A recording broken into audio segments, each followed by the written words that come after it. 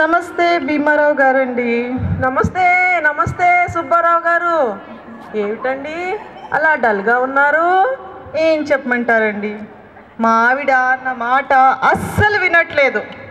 నేనంటే ఏ మాత్రం భయం లేదు. అయ్యో, మిమ్మల్ని చూస్తే జాలేస్తుందండి.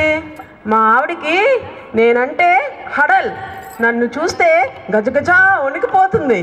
నేనంటే ఎంతో గౌరవంగా ఉంటుంది.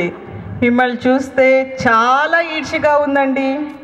మా ఆవిడ్ని కూడా మీ ఆవిడలాగా భయపెట్టించే ట్రిక్ నేర్చుకుంటానండి. నన్ను మీ ఇంటికి తీసుకెళ్ళరా? ఓ అలాగే రండి. మాధురి,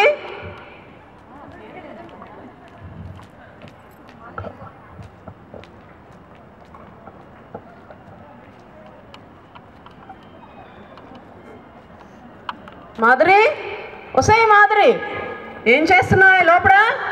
పిలిస్తే వినిపించట్లేదా? క్షమించండి, పిలిచారా అండి? పిలవటం కాదే, గొంతు చించుకునేలా అరిచాను. పిలిస్తే బయటికి రావడానికి ఇంత ఆలస్యమా? చెవుడొచ్చిందా నీకు? భయం లేదా? అయ్యో, కిచెన్లో మిక్సీ శబ్దానికి వినిపించలేదండి. అందుకే పిలిచిన వెంటనే రాలేకపోయాను. ఐఎమ్ వెరీ సారీ అండి. Okay okay. సుబ్బారావు గారు, మీరు కూర్చోండి. నువ్వు కూడా కూర్చోవే. అమ్మో అమ్మో, మీరు కుర్చీలో కూర్చుంటే నేను కూడా కుర్చీలో కూర్చోవాలా? ఎప్పుడన్నా కూర్చున్నానటండి అలాగా? మీరు కుర్చీలో కూర్చోండి, నేను పీట వేసుకుని పీట మీద కూర్చుంటాను. ఒక్కవేళ సపోజ్ నాకే ఆ పీట మీద కూర్చోవాలనిపిస్తే అప్పుడు అప్పుడు నువ్వు ఎక్కడ కూర్చుంటావు? మీకు పీట మీద కూర్చోవాలనిపించింది అనుకోండి, మీకంటే కింద కూర్చోవాలి కదండి. అందుకని చాప వేసుకుని చాప మీద కూర్చుంటాను. అది పతివ్రతల లక్షణం.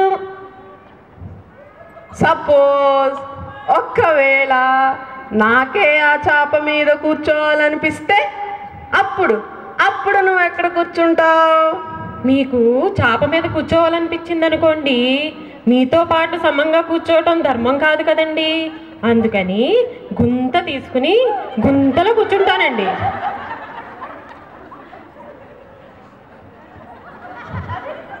సపోజ్ నాకే మోజు పుట్టి ఆ గుంటలో కూర్చోవాలనిపిస్తే అప్పుడు అప్పుడు నువ్వు ఎక్కడ కూర్చుంటావు? ఒకవేళ మీకు మోజు పుట్టి గుంతలో కూర్చోవాలనుకున్నారనుకోండి, అప్పుడు మిమ్మల్ని ఆ గుంతలోనే ఉంచి పూడ్చి పెట్టి పెద్ద బండరాయి తీసుకొచ్చి పడేస్తా. పీడ వదిలిపోతుంది.